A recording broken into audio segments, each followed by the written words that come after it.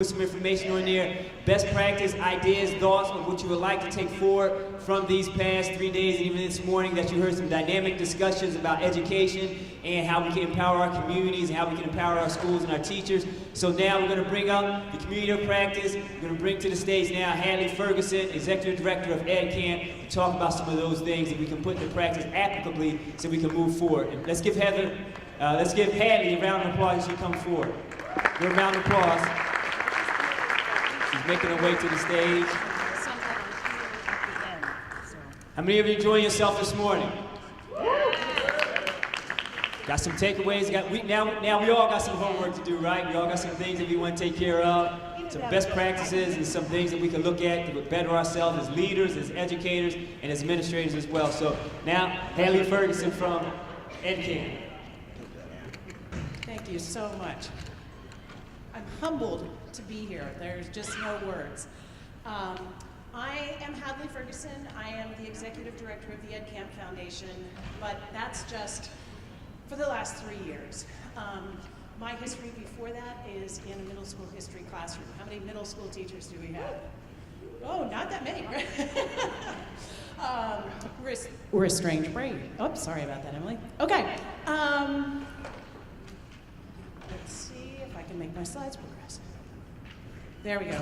Back in 2007, I was one of a number of teachers who took to Twitter to begin to share best practices.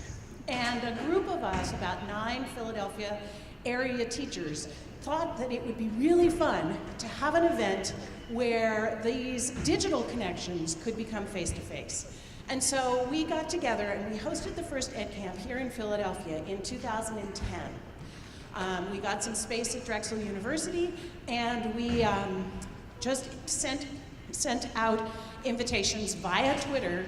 Anybody want to come to Philadelphia on a Saturday and get together? And we set it up in a way that, without knowing it, was going to become very easily replicatable. We could replicate it. The first thing that we wanted to do was make sure that EdCamps were free. We really believed in professional learning for teachers, and as most of you know, if you want to go to a conference, you either are paying out of your own pocket or you've got to beg, borrow, and steal from your administrators. And so we wanted to make any teacher who just wanted to learn and grow, we wanted to provide an opportunity for that. We also wanted to make sure that EdCamps were always open to everyone. The original founders of EdCamp came from a wide variety of schools.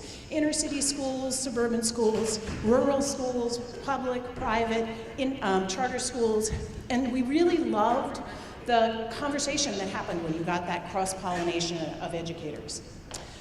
We also wanted to make sure that this was conversations rather than presentations, that it wasn't about slide decks, it was about teachers asking questions and learning from one another, because as all the studies show, teachers want to learn from other teachers who've got boots on the ground with them, rather than some expert who's been helicoptered in and then helicopters back out again.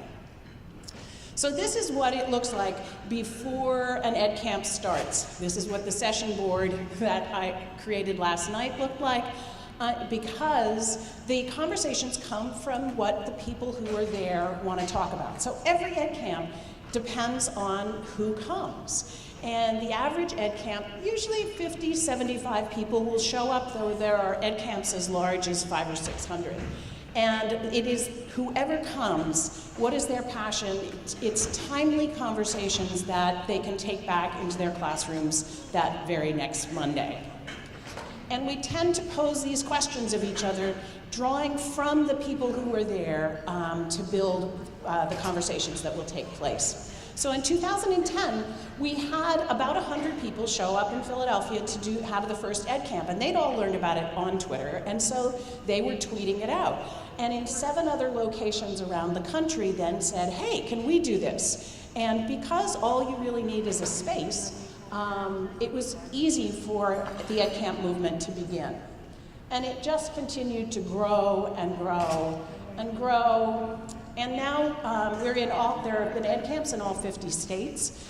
32 countries around the world, including most recently Islamabad, Pakistan. So this movement of teachers talking to one another has grown organically. In 2013, we formed the EdCamp Foundation to continue to support this movement, and so we help new organizers to host their EdCamps.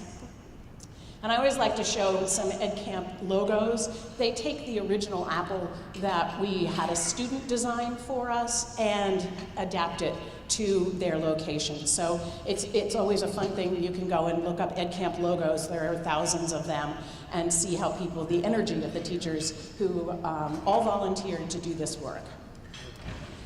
The most important thing about this is that we have, almost 100% of the people who go to an EdCamp say that they come away having developed a professional network. They've made contacts that are supporting them in the classroom.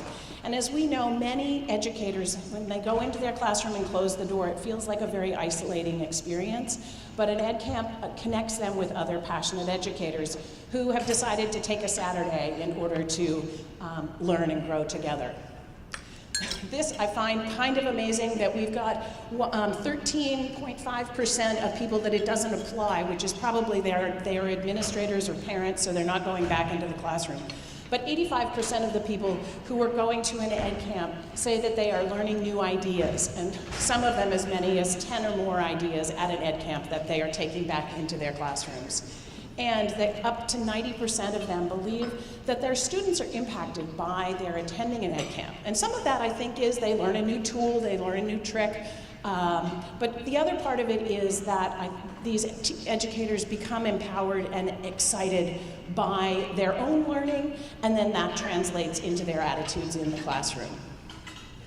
And I just wanted to let you all know, as you're from around the country, that we just announced a partnership with PBS. We are going to be piloting EdCamps at local stations. So if you have connections with your local station, you can reach out to them. We are piloting right now in 11 stations around the country, but we're hoping to eventually reach into all, I think it's 170 stations around the country, because while learning media is an awesome resource and gets 1 million hits a month from teachers, there's no depth to that community, and they identified EdCamp as the best way to build teacher communities. Also, just if you're looking for an EdCamp close to you, our website, edcamp.org, you can go there, and there's a search by distance. I also wanted to let any of the Philadelphia educators know that we are also partnering with Maker Ed and Digital Promise, and there's going to be an EdCamp at Fenn Central on November 4th. If you just look up EdCamp Maker Ed, the Eventbrite will show up, and you can register. I'd love to see as many of you there as could make it. So right now, we're at the place where you all wrote up your index cards. The mystery behind it is that I went out and spread them all out and looked for categories. And then I built a session board with 15 different topics going on. So the session board looks something like this, and I wanted you to pay attention to the fact that in each session, there's a little blue notes that connects to an open Google Doc that is set up by write down your topic, who are the participants in this conversation, and then what are the main takeaways. The wonderful thing about this is that if you're filling in these Google Docs, even if you can't get to a conversation, you can go to the notes and see what was talked about at a different table, because I can tell you there are 15 pretty amazing conversations that people wanted to be part of. So this is the bit.ly link. If you go to that, it will open up the session board. So bit.ly/EdCampBMEC, and it is case sensitive if you're heading towards that.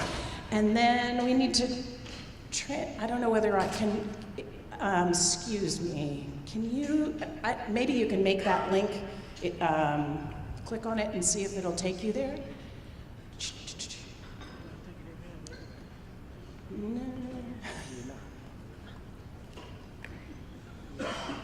So on the tables are the numbers on green, 1 through 15. And when it loads, okay. So at table 1, if I can read it, strategies for loving our babies is over there. Table 2, bridging the gap between 9 to 12 educators in higher ed. 3 is tackling the role of trauma in education. 4, building communities of Black male educators around the country.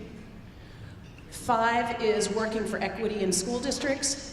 6 is creating pipelines for boys to become educators. That 6 is back over there and then across. 7 is culturally responsive classrooms and schools. 8 is translating for white educators the experiences of Black children. 9, making teaching more appealing as a career. 10, retaining Black male teachers and administrators. 11, connecting with parents. 12, amplifying the voices of Black male educators. 13, police in schools, good, bad, needed. 14, how to recruit more men of color to teach. And 15 is student voice in the conversation. So it goes 1 through 5, 6 through 10, 11 through 15 in the back. I apologize if yours was one that didn't get up there, but hopefully you can find a conversation that you want to take part in. And one of the things that we say at EdCamp is the rule, we use the rule of 2 feet, which is if you get to a conversation and you want to listen to that for a little while and then go to another one, feel free. This is about you and your conversations. And the goal here is to really be thinking about, with each other, what do we do next? How do we take what's happened in these couple of days and move it forward? So look at the topics that are up there and choose the conversation that you want to be part of. And just